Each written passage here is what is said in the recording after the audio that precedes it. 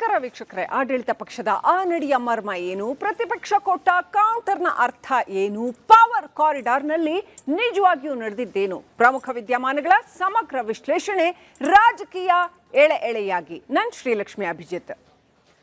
ವೀಕ್ಷಕರೇ, ಮಹಿಳಾ ಮೀಸಲಾತಿ ವಿಧೇಯಕ ಮತ್ತೆ ಚರ್ಚೆಯ ಮುನ್ನೆಲೆಗೆ ಬಂದಿದೆ. ಕಳೆದ ಲೋಕಸಭಾ ಅಧಿವೇಶನದಲ್ಲಿ ಈ ವಿಧೇಯಕ ವಿಪಕ್ಷಗಳ ವಿರೋಧದ ಕಾರಣದಿಂದಾಗಿ ಅಂಗೀಕಾರಕ್ಕೆ ಬೇಕಾದಷ್ಟು ಸಂಖ್ಯೆ ಇಲ್ಲದೆ ಬಿದ್ದು ಹೋಗಿತ್ತು. ಈಗ ಮತ್ತೆ ಕೇಂದ್ರ ಸರ್ಕಾರ ಮಹಿಳಾ ಮೀಸಲಾತಿ ವಿಧೇಯಕವನ್ನ ಅಂಗೀಕಾರ ಪಡ್ಕೊಳ್ಳೋದಕ್ಕೆ ರೆಡಿಯಾಗಿದೆ. ಹಾಗಾದ್ರೆ ಏನಿದೆ ಈ ವಿಧೇಯಕದಲ್ಲಿ, ಇದರ ಪರಿಣಾಮ ಏನು ನೋಡೋಣ ಎಳೆ ಎಳೆಯಾಗಿ.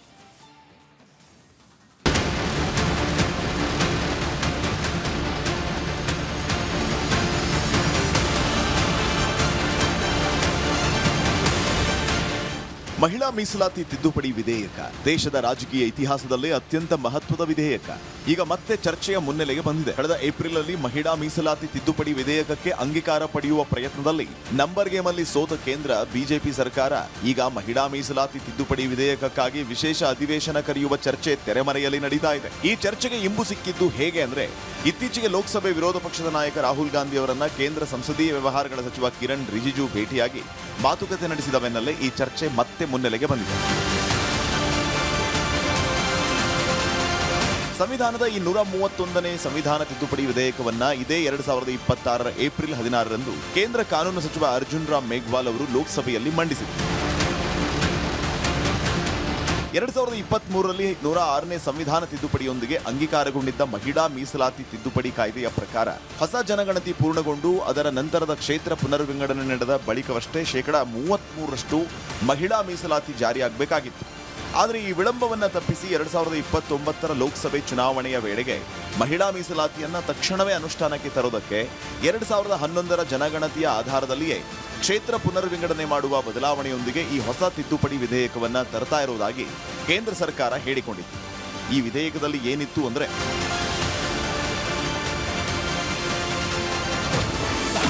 ವಿಧೇಯಕದ ಮುಖ್ಯಾಂಶಗಳು. ಈ ವಿಧೇಯಕದಲ್ಲಿ ಲೋಕಸಭೆ ಮತ್ತು ರಾಜ್ಯ ವಿಧಾನಸಭೆಗಳಲ್ಲಿ ಮಹಿಳೆಯರಿಗೆ 33% ಮೀಸಲಾತಿಯನ್ನ ತಕ್ಷಣವೇ ಜಾರಿಗೆ ತರೋದಕ್ಕೆ ಅನುಕೂಲವಾಗುವಂತೆ ಕ್ಷೇತ್ರ ಪುನರ್ವಿಂಗಡಣೆ ನಡೆಸುವ ಪ್ರಸ್ತಾವನೆ ಇತ್ತು. ಇದಕ್ಕಾಗಿ ಲೋಕಸಭೆಯ ಒಟ್ಟು ಸ್ಥಾನಗಳ ಸಂಖ್ಯೆಯನ್ನ 550ರಿಂದ 850ಕ್ಕೆ ಹೆಚ್ಚಿಸುವುದಕ್ಕೆ ಸರ್ಕಾರ ಮುಂದಾಗಿತ್ತು.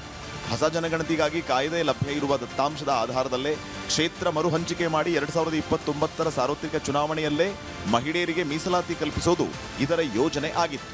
ಹಾಗಾದ್ರೆ ಈ ವಿಧೇಯಕ ವಿವಾದದ ಕೇಂದ್ರ ಬಿಂದು ಆಗಿದ್ಯಾಕೆ? ವಿಪಕ್ಷಗಳ ವಿರೋಧಕ್ಕೆ ಕಾರಣ ಏನು ಅಂದ್ರೆ, ಮಹಿಳಾ ಮೀಸಲಾತಿಗಿಂತ ಹೆಚ್ಚಾಗಿ ಇದರಲ್ಲಿದ್ದ ಕ್ಷೇತ್ರ ಪುನರ್ವಿಂಗಡಣೆ ಮತ್ತು ಸೀಟುಗಳ ಸಂಖ್ಯೆ ಹೆಚ್ಚಿಸುವ ಪ್ರಸ್ತಾವನೆಯೇ ವಿವಾದದ ಮುಖ್ಯ ಕೇಂದ್ರ ಬಿಂದುವಾಯಿತು. ದಕ್ಷಿಣ ಭಾರತದ ರಾಜ್ಯಗಳು ಮತ್ತು ಪ್ರಮುಖ ವಿರೋಧ ಪಕ್ಷಗಳು ಇದನ್ನ ತೀವ್ರವಾಗಿ ವಿರೋಧಿಸಿತು.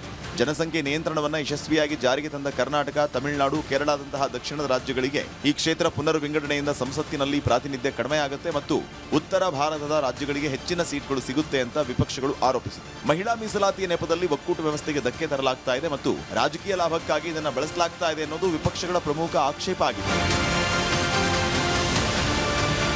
ಆದರೆ ಕೇಂದ್ರ ಸರ್ಕಾರ ಇದನ್ನು ಒಪ್ಪಲಿಲ್ಲ. ಈ ವಿರೋಧಗಳಿಗೆ ಉತ್ತರಿಸಿದ ಕೇಂದ್ರ ಸರ್ಕಾರ ಮತ್ತು ಪ್ರಧಾನಿ ನರೇಂದ್ರ ಮೋದಿ ಅವರು 2023ರ ಕಾಯ್ದೆಯಂತೆ ಹೊಸ ಜನಗಣತಿ ಮತ್ತು ಕ್ಷೇತ್ರ ವಿಂಗಡಣೆಗಾಗಿ ಕಾಯುತ್ತಾ ಕುಳಿತರೆ ಮಹಿಳಾ ಮೀಸಲಾತಿ ಜಾರಿಯಾಗುವುದು ಮತ್ತಷ್ಟು ತಡ ಆಗುತ್ತೆ ಅಂತ ಸ್ಪಷ್ಟಪಡಿಸಿದರು. 2029ರ ಚುನಾವಣೆಯಲ್ಲೇ ದೇಶದ ಮಹಿಳೆಯರಿಗೆ ಸಂಸತ್ತಿನಲ್ಲಿ 33% ಪ್ರಾತಿನಿಧ್ಯ ಸಿಗಬೇಕಾದ್ರೆ ಈ ತಿದ್ದುಪಡಿ ಅಗತ್ಯವಾಗಿದೆ ಅಂತ ಸರ್ಕಾರ ಸಮರ್ಥಿಸಿಕೊಂಡಿತು. ಹಾಗೂ ಪ್ರತಿ ರಾಜ್ಯದಲ್ಲಿಯೂ ಸರಾಸರಿ 50% ಲೋಕಸಭಾ ಸ್ಥಾನಗಳನ್ನು ಹೆಚ್ಚಿಸಲಾಗ್ತಾ ಇದೆ ಅಂತ ಸರ್ಕಾರ ವಿವರಣೆಯನ್ನು ನೀಡಿತು.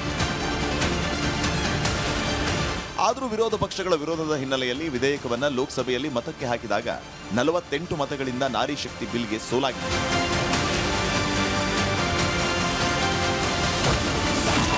ನಾರಿ ಶಕ್ತಿ ಸೋತಿದ್ದು ಹೇಗೆ? ಲೋಕಸಭೆಯಲ್ಲಿ ಒಟ್ಟು 528 ಮತ ಚಲಾವಣೆಯಾಗಿತ್ತು. ಬಿಲ್ ಅಂಗೀಕಾರಕ್ಕೆ 326 ಮತಗಳು ಅಗತ್ಯ ಇತ್ತು. ಮಹಿಳಾ ಮೀಸಲಾತಿ ಬಿಲ್ ಪರ 298 ಮತ ಬಿದ್ದಿದ್ರೆ ನಾರಿ ಶಕ್ತಿ ಬಿಲ್ ವಿರುದ್ಧವಾಗಿ 230 ಮತ ಚಲಾವಣೆ ಆಗಿತ್ತು. ವಿಧೇಯಕ ಪಾಸಾಗೋದಕ್ಕೆ ಅಗತ್ಯ ಇದ್ದ 2/3 ಬಹುಮತ ಸಿಗದ ಹಿನ್ನೆಲೆ ಬಿಲ್ಗೆ ಸೋಲಾಗಿದೆ. ಈಗ ಮತ್ತೆ ಕೇಂದ್ರ ಸರ್ಕಾರ ನಾರಿ ಶಕ್ತಿ ಸಮ್ಮಾನ್ ಹೆಸರಲ್ಲೇ ಮಹಿಳಾ ಮೀಸಲಾತಿ ತಿದ್ದುಪಡಿ ವಿಧೇಯಕ ತರೋದಕ್ಕೆ ಸಿದ್ಧತೆ ನಡೆಸಿದೆ. ಈ ಮಹಿಳಾ ಮೀಸಲಾತಿ ತಿದ್ದುಪಡಿ ವಿಧೇಯಕವು ಮುಖ್ಯವಾಗಿ ದೇಶದ ಸಂಸತ್ತಿನ ಕೆಳಮನೆಯಾದ ಲೋಕಸಭೆ, ರಾಜ್ಯಗಳ ವಿಧಾನಸಭೆಗಳು ಹಾಗೂ ದೆಹಲಿ, ಪುದುಚೇರಿ ಮತ್ತು ಜಮ್ಮು ಕಾಶ್ಮೀರದಂತಹ ಕೇಂದ್ರಾಡಳಿತ ಪ್ರದೇಶಗಳ ಶಾಸನ ಸಭೆಗಳಿಗೆ ಶೇಕಡ 33ರಷ್ಟು ಸ್ಥಾನಗಳನ್ನು ಮಹಿಳೆಯರಿಗೆ ಕಾಯ್ದಿರಿಸುವ ಸ್ಪಷ್ಟ ಗುರಿಯನ್ನ ಹೊಂದಿದೆ. ಪರಿಶಿಷ್ಟ ಜಾತಿ ಮತ್ತು ಪರಿಶಿಷ್ಟ ಪಂಗಡಗಳಿಗೆ ಕಾಯ್ದಿರಿಸಲಾದ ಸ್ಥಾನಗಳಲ್ಲೂ ಶೇಕಡ 33ರಷ್ಟು ಒಳ ಮೀಸಲಾತಿಯನ್ನ ಮಹಿಳೆಯರಿಗೆ ನೀಡಲಾಗುತ್ತದೆ.